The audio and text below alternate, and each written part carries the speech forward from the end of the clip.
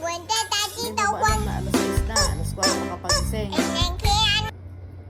Oh. Alisin mo yung kamay mo. Pakita mo kay mami ang mukha mo. Huwag namang hahataw ha. Badyon ha. Tablob ka ni mama eh.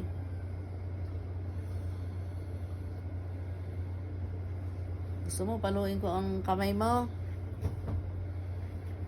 Dami mong alam ah. Kung makapanghataw ka, akala mo kalaro mo hinahataw mo. 6 o'clock na kaya? Sakit na ang ulo ni mama. Oh, uulit ka pa?